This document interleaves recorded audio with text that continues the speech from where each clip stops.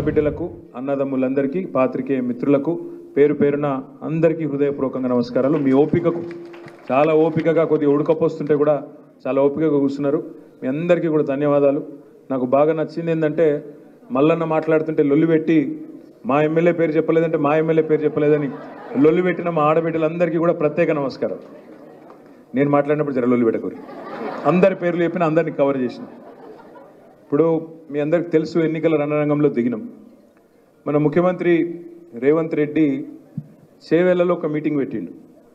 Meeting పెట్టి ఆ మీటింగ్లో అడ్డగోలుగా మాట్లాడింది. ఆయన ముఖ్యమంత్రి అయిన కాడికి వెళ్ళి ఏం మాట్లాడుతుండో మీరే చూస్తున్నారు.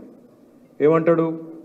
బీఆర్ఎస్ పని అయిపోయింది, కేసీఆర్ శకం ముగిసింది, ఒక్క సీటు కూడా గెలవరు, దమ్ముంటే ఒక్క సీటు గెలిచి చూపెట్టు అని చెప్పి ఆ రోజు నాకు సవాల్ విసిరిండు.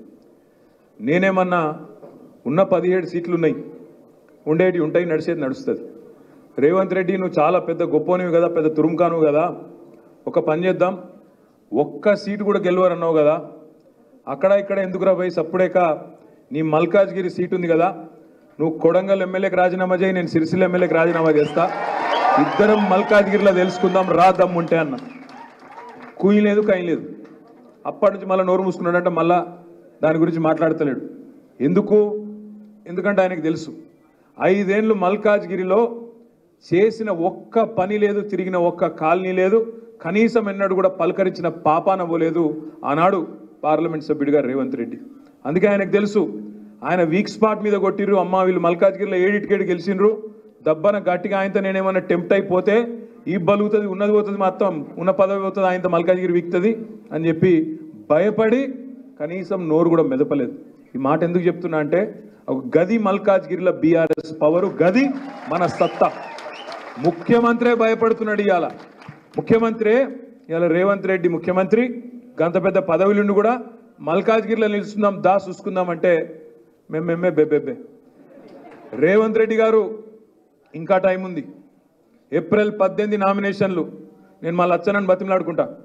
దబ్బన నూగిన దమ్ముండి సడన్గా నీకు ధైర్యం వచ్చి రాజీనామా చేసి వస్తే నేను వస్తా, తప్పకుండా నిలబడతాను, నేను మాట మీద నిలబడతా అనే మాట విజ్ఞప్తి చేస్తా ఉన్నా. దబ్బన నాకు తెలుసు ఆయన అంటే కాదు, నాకు తెలుసు ఆయన రాడు, పిరికోడు. మా సోముకు బాగా తెలుసు. నరకుడు ఎక్కువ, మాటలు ఎక్కువ, బిల్డప్ ఎక్కువ తప్ప అసలు కాడికి వచ్చే వరకు మాత్రం పారిపోతాడు. మాకు ఇరికే. నేను కూడా చాలా కాలం నుంచి చూస్తున్నా రేవంత్ని. 2009కి వెళ్ళి చూస్తున్నాం. మా అందరికి పాతోడే, ఎత్తోడేం కాదు. కాబట్టే చెప్తున్నా, చాలా పెద్ద పెద్ద మాటలు, పెద్ద పెద్ద డైలాగులు తప్ప విషయం మాత్రం ఏముండదు. ఇవాళ రేపు జరుగుతున్న పోటీ, రేపు మల్కాజ్గిరిలో జరగబోయే పోటీ శ్రీనివాస్ యాదవ్ గారు చక్కగా చెప్పారు. తిట్టుకునేందుకు మస్తుగా టైం ఉంది. మస్తుగా తిట్టచ్చు, తూకిత్తా అంటే మేకిత్తా అని మస్తుగా మాట్లాడచ్చు. కానీ రేపు జరుగుతున్న పోటీ కేవలం వ్యక్తుల మధ్యన జరుగుతలేదు. రేపు జరుగుతున్న పోటీ అక్కడ 3 పార్టీల మధ్యన. అందులో మన అభ్యర్థి లక్ష్మారెడ్డి గారు కావచ్చు, కానీ నిలబడ్డది ఒక కేసీఆర్, నిలబడ్డది నేనే అన్నంత స్థాయిలో మనం గట్టిగా పనిచేస్తే తప్పకుండా ఫలితం వస్తుంది.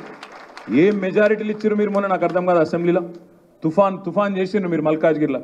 మా తమ్ముడు కుత్బుల్లాపూర్లో వివేక్ గారి ప్రచారం పోయినా. వివేక్ ప్రచారంలో నేను ఏదో నోట్లకెళ్ళి వచ్చేసింది అట్లా. మొత్తం స్టేట్లో హైయెస్ట్ మెజారిటీ రావాలి మా తమ్మునికి అన్న. నిజంగానే మీరు సీరియస్గా తీసుకున్నారు. 85,000 ఓట్ల మెజారిటీ అక్కడ.